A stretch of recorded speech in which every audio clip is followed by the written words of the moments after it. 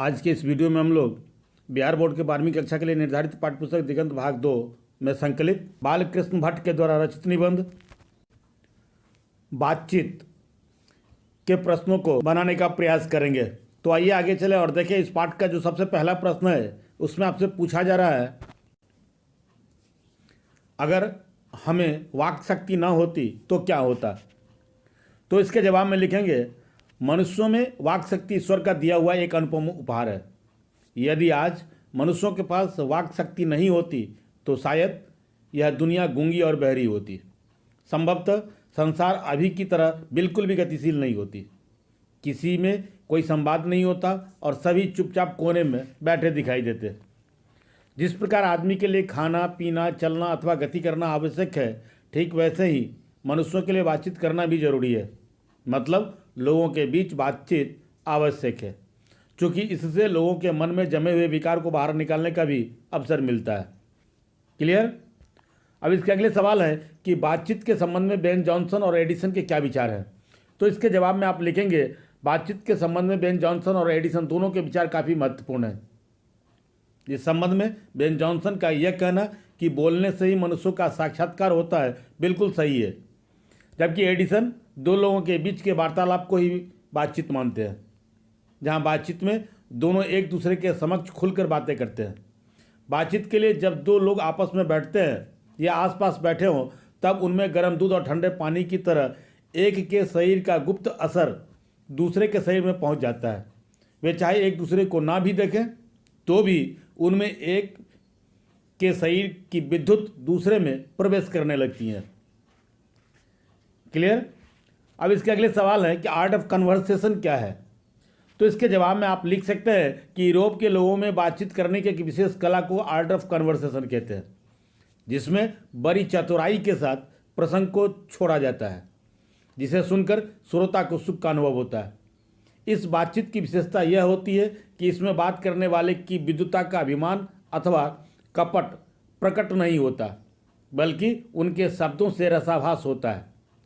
काव्य कला में प्रवीण विद्वानों की मंडली में ऐसी बातचीत की शोभा देखते ही बनती है।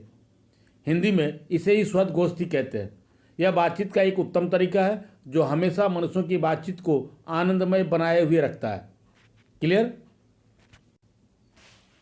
अब इसके अगले सवाल है कि मनुष्य की बातचीत का उत्तम तरीका क्या हो सकता है।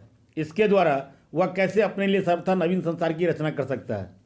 तो इसके जवाब में आप लिखेंगे, आत्म वार्तालाप अर्थात अपने आप से बात करना ही बातचीत का सर्वोत्तम तरीका है। अतः आदमी को चाहिए कि वह अपने आप में ऐसी शक्ति का विकास करे जो उसे उसके क्रोध पर नियंत्रण करने में सहायक सिद्ध हो सके, ताकि किसी को कष्ट न पहुंचे।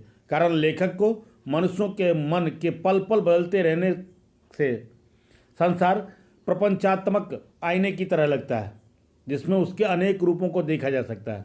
अतः मनुष्यों को या मनुष्य अपने आप से बात अर्थात ध्यान, मनोयोग या चित्त को एकाग्र करने का नियमित अभ्यास करे। ऐसा करके वह अपने अजय शत्रु अर्थात जिसको क्रोध कहते हैं, क्रोध के जैसे अजय शत्रु पर विजय प्राप्त करके वह अपने लिए सर्वथा नवीन और एक खूबसूरत संसार का निर्माण कर सकेगा। बातचीत करने का यही सर्वोत्तम तरीका है। क्लियर। अब इसके अगले सवाल है जिसमें आपको व्याख्या करना है। उसमें जो पहला सवाल है क का, उसमें कहा जा रहा है कि हमारी भीतरी मनोवृत्ति प्रतिक्षण नए नए रंग दिखाया करती है। वह प्रपंचात्मक संसार का एक बड़ा भारी आईना है, जिसमें जैसी चाहो वैसी सूरत देख लेना कोई दुर्घट बात नहीं है। तो इसकी व्याख्या करते हुए आप लिख सकते हैं, प्रस्तुत पंक्ति बालकृष्ण भट्ट द्वारा रचित निबंध बातचीत से ली गई है। इन पंक्तियों के माध्यम से लेखक बताते हैं कि भाषा मनुष्यों के लिए अभिव्यक्ति का माध्यम है। मन की चंचलता के चलते अकारण ही मनुष्य किसी को अपना शत्रु और किसी को मित्र बना लेता है। कभी वह छोटी छोटी बातों पर क्रोधित हो जाता है तो कभी बड़ी से बड़ी बातों पर भी सहज और सरल शब्दों का उपयोग करता है, अर्थात सरल शब्दों में बातें करता है, जिससे उसके असलियत का पता नहीं चल पाता। इन्हीं सब कारणों से लेखक को यह संसार प्रपंचात्मक आईने की तरह लगता है। अतः लेखक मन की चंचलता से निवृत्ति के लिए ध्यान, मनोयोग अथवा चित्त को एकाग्र करने की सलाह देते हैं। ऐसा करके लोग न केवल क्रोध पर विजय प्राप्त करेंगे, बल्कि स्वयं के लिए शत्रु रहित एक सुखद संसार का भी निर्माण कर सकेंगे। क्लियर। अब इसके ख में भी एक सवाल है जिसकी व्याख्या आपको करना है कि सच है जब तक मनुष्य बोलता नहीं तब तक उसका गुण दोष प्रकट होता नहीं। तो इसके जवाब में आप लिखेंगे कि उपरोक्त पंक्ति दिगंत भाग 2 में संकलित बातचीत शीर्षक पाठ से उद्धरित है। इसके माध्यम से लेखक बताना चाहते हैं कि प्रेमपूर्ण बातचीत सौहार्दपूर्ण वातावरण का निर्माण करता है, लेकिन जब लोग बिना सोचे समझे बोलते हैं और बातचीत में अपने आप पर नियंत्रण नहीं रख पाते तब बातचीत दोषपूर्ण हो जाता है। मतलब मनुष्य के बोलने से ही उसके गुण दोष का पता चलता है। जैसा कि इस संबंध में बेन जॉनसन भी कहते हैं कि बोलने से ही मनुष्य का साक्षात्कार होता है। दो आदमी के बातचीत में दोनों एक दूसरे के सामने खुलकर बातें करते हैं, जिससे उसकी अच्छाई अथवा बुराई का आसानी से पता चल जाता है। लेखक बातचीत को मन के अंदर के विकार को बाहर निकालने का भी जरिया मानते हैं। क्लियर? अब इसके अगले सवाल हैं कि इस निबंध की क्या विशेषता है।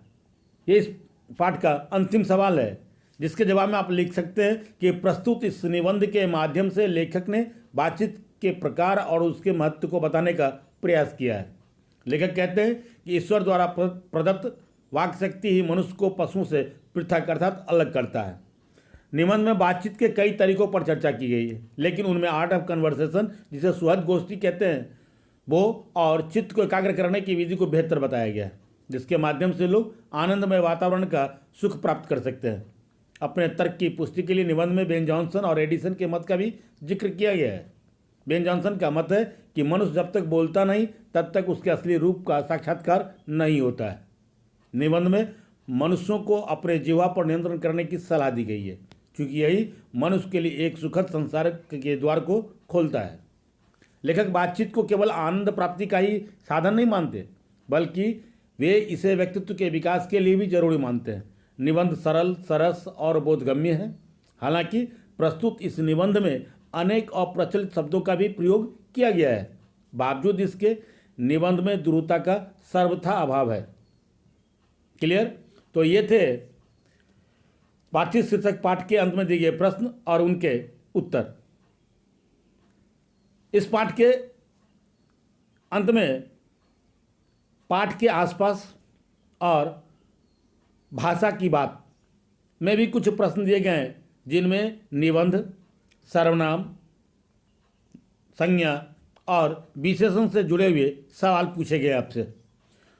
तो निबंध, सर्वनाम, संज्ञा और विशेषण से जुड़े हुए इन सवालों के हल के लिए मैं इस वीडियो के डिस्क्रिप्शन में 4 अलग अलग लिंक दे रहा हूँ, जहाँ से आप उन सवालों के या सवालों को हल कर सकेंगे।